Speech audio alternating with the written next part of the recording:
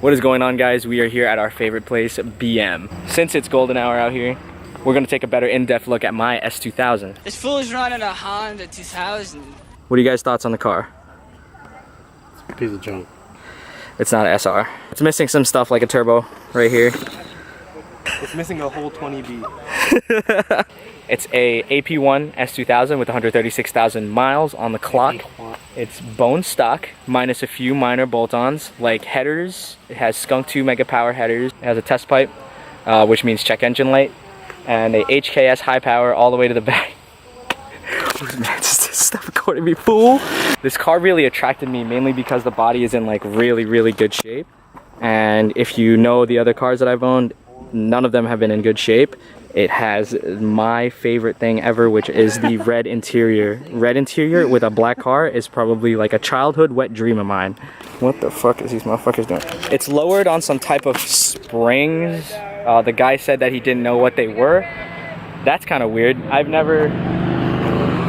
pretty cool. I've never not known what modification has been put on my car. So like when he told me I don't know what kind of springs they are, I was like, what? Irish Spring?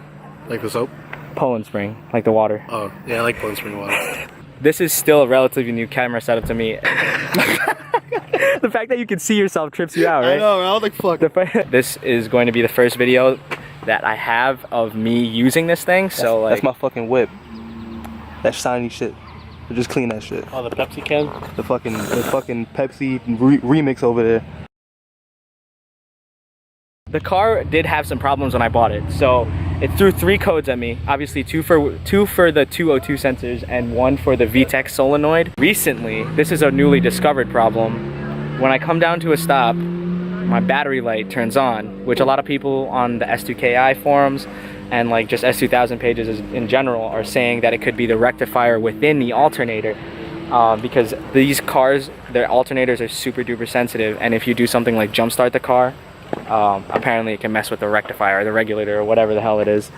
Another problem is the car is dumb low in the back. Dance Nation Japan, you. The thing with S2000s is that they don't like to be that lowered. By lowering the car this low, the car's going to vibrate under a lot of load. So when you're accelerating from a stop or doing a pull, you feel the car vibrate heavily.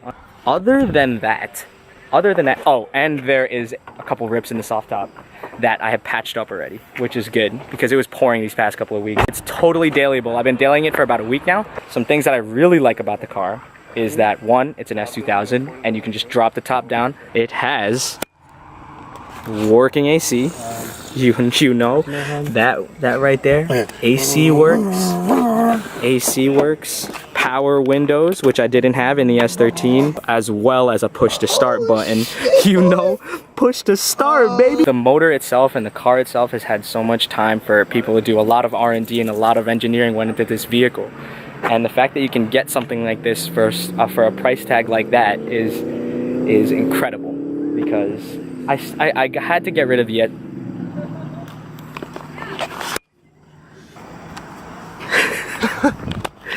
I chose to get rid of the S13 because I needed a car that I could kind of daily without having to worry about it as much. And F20Cs, they're great motors. I'm not saying that the SR20 DET was a bad motor. Phenomenal motor, as you can see from these clips.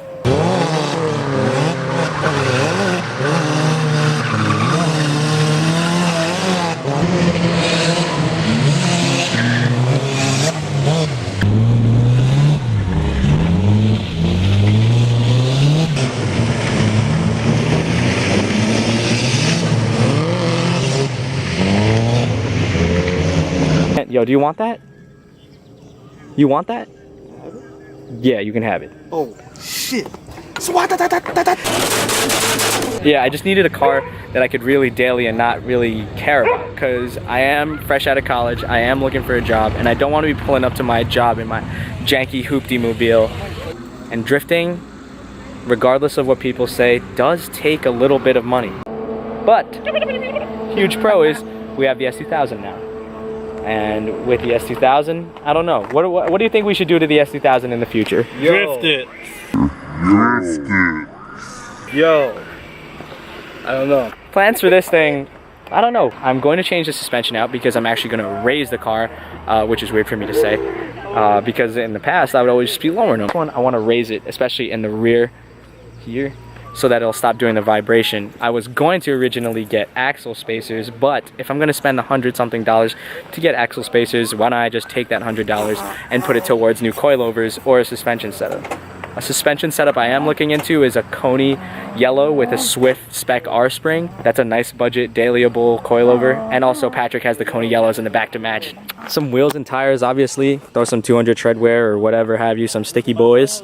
Chris told me that a lot of the bushings and stuff underneath the car have been done and addressed, which is a great thing. Tie rods have been addressed, ball joints have been addressed, diff mounts, motor mounts. Like, it was honestly, I keep thinking in my head and I keep checking and trying to reassure myself by checking classifieds, wondering if spending this amount of money was worth it. And they're all that same exact price. And this happens to be a clean title one too, which is really good. Is that your wife? Nah. When's she coming? I bet you she gets here before Daryl. Oh shit. Nah, I got an S2000. Oh, rest in peace. Oh man. Rest in peace. That's pretty much it. That's my brand new S2000, well, brand new to me. Thank you guys for watching. Stay tuned for the next video. I have this camera now, so it won't be in nearly as bad quality as it has been. Oh. Say bye. Say bye. That's like a stock one. Say bye. Bye.